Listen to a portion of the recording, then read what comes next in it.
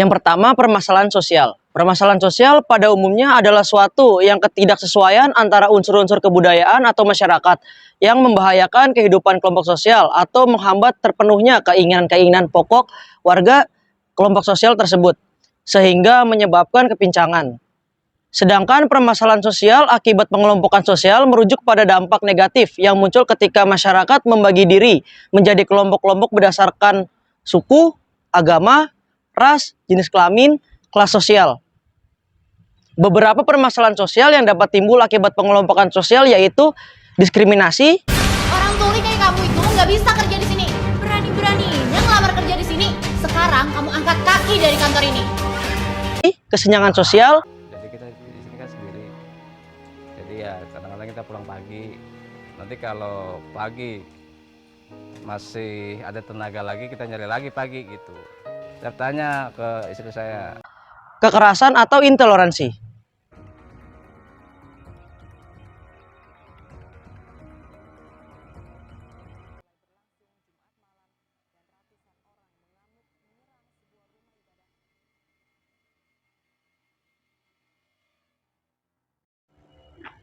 Kesenjangan sosial adalah suatu keadaan di mana terjadi ketidaksamaan akses untuk memanfaatkan sumber daya yang terjadi dalam suatu masyarakat.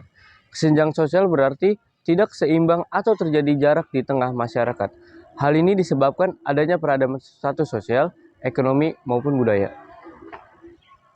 Faktor terjadinya kesenjangan sosial, hal ini terjadi karena banyak faktor, seperti tidak efektifnya program pengentasan kemiskinan, tidak meratanya pembangunan infrastruktur antara suatu daerah dengan daerah lain, dan masih banyak praktik korupsi dalam proyek pembangunan.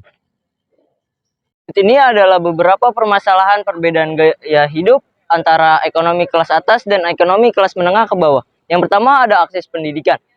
Keluarga kelas sosial atas mungkin memiliki akses lebih baik ke pendidikan yang berkualitas.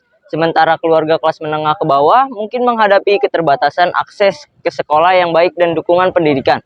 Yang kedua ada nutrisi dan gaya makan. Gaya hidup kelas atas seringkali mendukung pola makan yang lebih sehat, sementara keluarga di kelas menengah ke bawah mungkin memiliki keterbatasan dalam memenuhi kebutuhan nutrisi yang optimal. Nah, yang ketiga ada kesempatan pekerjaan. Anak-anak dari keluarga kelas sosial atas mungkin memiliki akses yang lebih besar ke jaringan sosial dan peluang pekerjaan yang lebih baik. Sementara anak-anak dari keluarga kelas menengah ke bawah mungkin menghadapi kesulitan dalam mencari pekerjaan yang layak akibat pendidikan yang kurang.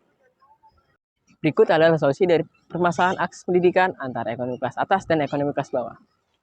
Pertama, solusi gaya hidup ekonomi kelas atas. Program beasiswa. Membuat program beasiswa yang ditunjukkan khusus untuk siswa-siswa dari latar belakang ekonomi bawah.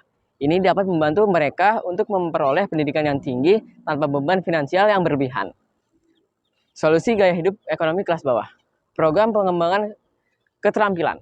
Penting untuk memberikan akses kepada kelas bawah untuk program pengembangan keterampilan yang dapat meningkatkan peluang pekerjaan mereka. Ini bisa mencakup pelatihan dalam bidang seperti keterampilan teknis, keahlian profesional, dan wirausaha. Selanjutnya ada solusi dari permasalahan nutrisi dan makanan antara ekonomi kelas atas dan ekonomi kelas bawah. Solusi gaya hidup ekonomi kelas atas yaitu pendidikan gizi. Memberikan pendidikan gizi kepada masyarakat ekonomi kelas atas dapat membantu mereka membuat pilihan makanan yang lebih sehat. Ini dapat mencakup kelas gizi, seminar, atau konsultasi dengan ahli gizi. Solusi gaya hidup ekonomi kelas bawah, subsidi makanan sehat, memperkenalkan program subsidi makanan sehat atau voucher makanan untuk keluarga dengan pendapatan yang rendah, bisa membantu mereka mendapatkan makanan yang lebih bergizi dan berkualitas.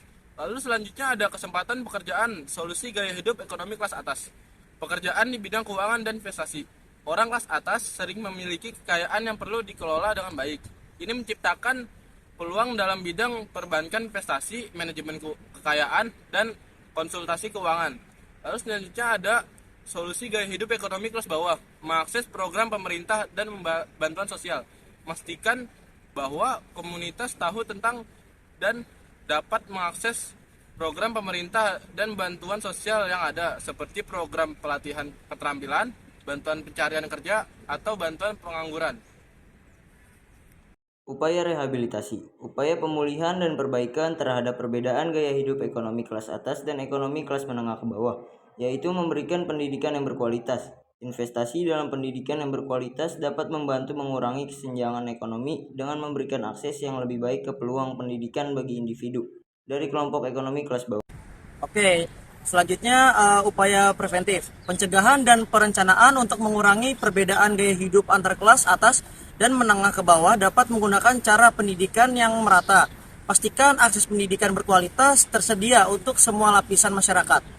Ini dapat membantu mengurangi kesenjangan ekonomi jangka panjang dengan memberikan kesempatan yang sama untuk berkembang bagi kalangan menengah ke bawah.